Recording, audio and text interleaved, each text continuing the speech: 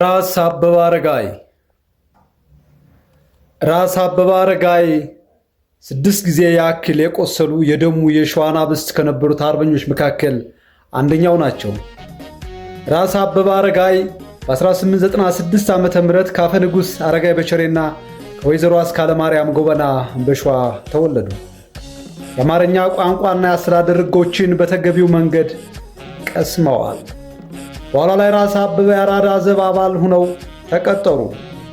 ስነ ስርዓት አክባሪነታቸው፣ የአስተዳደር ችሎታቸውን የአዲስ አበባ ፖሊስ ዋና አዛዥ ሆነው ተሾመው ነበር።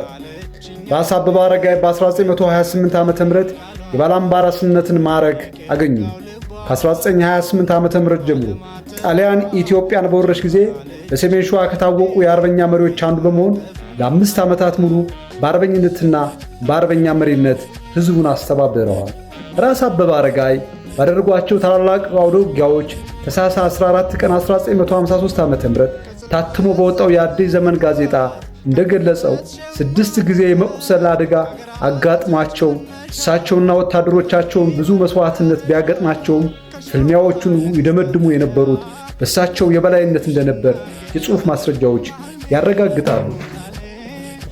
በወቅቱም ባንዲራችን ወድቆ ከፈረፈር ላይ ተሽቀዳድሞ አነሳው አበበ አረጋይ እንደ አበበ አረጋይ ሆናለሁ ብሎ ወደ አገሩ ገባ ኬሻውን ጠቅሎ ሲሉ ባለቅኔዎች የተቀኙላቸው ስመጥር አርበኛ ነበሩ። ራስ አበበ አረጋይ በ1933 ዓ.ም ከነጻነት በኋላ ቀዳማዊ ኃይለ ሥላሴ ሜጀር ጀነራልነት ማዕረግ ተሰጥቷቸው የአዲስ አበባ ከተማ ገዥ ሆኑ። በ1934 ዓ.ም መጀመሪያ የሲዳማ ጠቅላይ ገዥ በኋላም የጦር ሚኒስትር ሆነው ተሾሙ። በ1935 የጦር ሚኒስትርነቱን እንደያዙ የትግራይ ጠቅላይ ግዛት ገዥ ሆኑ። በ1941 የአገር ግዛት ሚኒስትር፣ በ1947 በሌፍተናንት ጀነራል ማዕረግ አግኝተው የመከላከያ ሚኒስትር ሆኑ። በ1950 ዓ.ም የመከላከያ ሚኒስትርነቱን እንደያዙ የሚኒስትሮች ጉባኤ ሰብሳቢም ሆነው ተሹመዋል።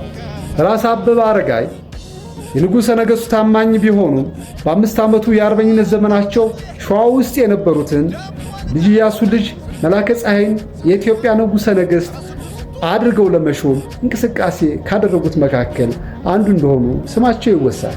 ይህንንም ያደረጉት በወቅቱ ንጉሡን በመቃወም ሳይሆን የኢትዮጵያ ሕዝብ ለነጻነቱ የሚያደርገው ተጋድሎ አገሪቱን የሚመራ ንጉሠ ነገሥት ከሌለ በስተቀር ግቡን አይመታም ብሎ በብዙዎች ዘንድ ይታመን ስለነበር ትውልዳቸው የሚፈቅድላቸው መላከ ፀሐይን ስልጣን ላይ ማውጣት አስፈላጊ ነው ብለው